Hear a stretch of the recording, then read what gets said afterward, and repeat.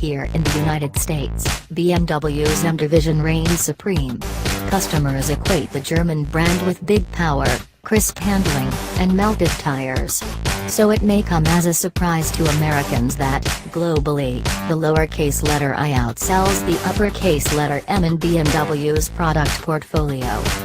Of course, nobody is going to turn their noses up at a little extra power, not even someone who is primarily concerned with the overall efficiency of their automobile.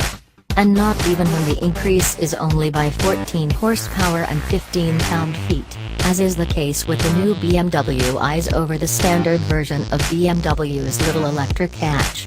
But a mild power increase isn't all that separates the new BMW i's from the standard i3. There are a whole host of small improvements that make the i's a better automobile than the original, which continues on sale without any of the power or suspension updates you'll read about in this review. There's no increase in the lithium-ion battery's capacity of the i's, which remains at 33 kilowatt-hours.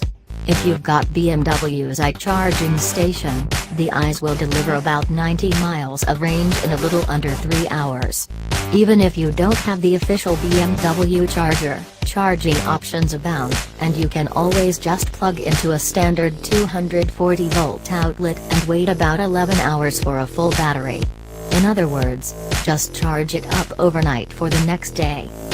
Given the additional power, we'd imagine some of the regular grade i3's 124 miles of maximum range will be sacrificed, but BMW hasn't yet released US-specific figures for the i's.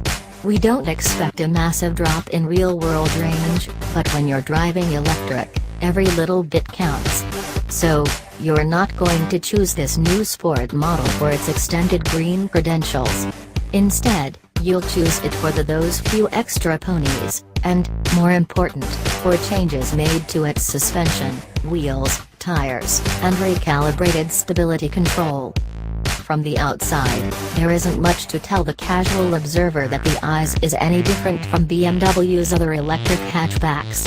There's a new badge, naturally, and some small fender flares to cover the wider rubber the i's packs at all four corners.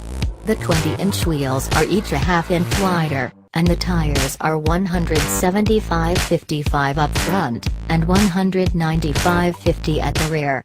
That's up by 20 mm all around, which pays dividends with significantly higher levels of at-the-limit grip. BMW lowered the i's by about half an inch, which in turn lowers the center of gravity. This helps the car feel planted, especially during quick side-to-side transitions. We were only able to test the regular EV-only version of the i's, but it will also be available as a range-extended model with a 647cc gasoline-fueled engine to keep the onboard battery charged up. The extra 270 pounds of a two-cylinder engine and fuel tank are sure to impact performance somewhat, but we found the EV to feel rather quick and sporty at below highway speeds. BMW quotes a 0-60 time of 6.8 seconds, about a half second quicker than the standard i3, and the instant torque of the electric motor makes it feel powerful off the line. If you don't expect much in the way of steering feel from the i's, you won't be disappointed by the way it drives. The i's isn't meant to be a sports car, but that doesn't mean it isn't fun. The ride is firm but comfortable, power from the electric motor is easy to modulate, and the regenerative braking that slows the car as soon as the driver lets off the throttle is fun to play with. The small overall dimensions of the i's, combined with its excellent turning radius, makes it a perfect plaything for tight, urban confines. Really, there's only one significant drawback to the i's over the standard i3, and that's price. The 2018 BMW i's starts at $47,650. That's $3,000 more than the regular i3. Add the range extender and that price swells to $51,500. In a world where a prospective buyer can march into a Chevy dealership and drive off in a Bolt, which is a very good electric hatchback, for $37,495, not counting any federal or state EV discounts a buyer may qualify for, the BMW comes off as an expensive proposition. but the Beamer brings with it a unique sense of style inside and out, a high-tech chassis, sporting pretensions, and the all-important roundel. Whether the BMW i3s makes sense depends on your point of view. For one, any i3 has to be seen and appreciated as a premium product to make it worth more money than something like the Bolt. If you're willing to make that concession, the $3,000 surcharge for the i3s might be worth it, if for no other reason that it's a bit more stylish and exclusive than the standard version.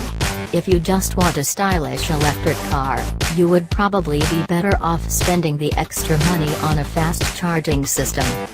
It seems like a foregone conclusion that BMW's M&I divisions will join forces, probably someday soon, on some sort of mainstream electrified performance vehicle. The i3s is not that vehicle. It's a step in that direction, and the additional performance is more than welcome. Any BMW i3 makes a good city car, and the i3s makes the carbon fiber hatchback more fun to drive on twisty roads and at highway speeds. If the regular BMW i3 appeals to you, and you're not scared away by the slightly dearer sticker price, there are plenty of good reasons for a driving enthusiast to choose the i3s for a few grand more.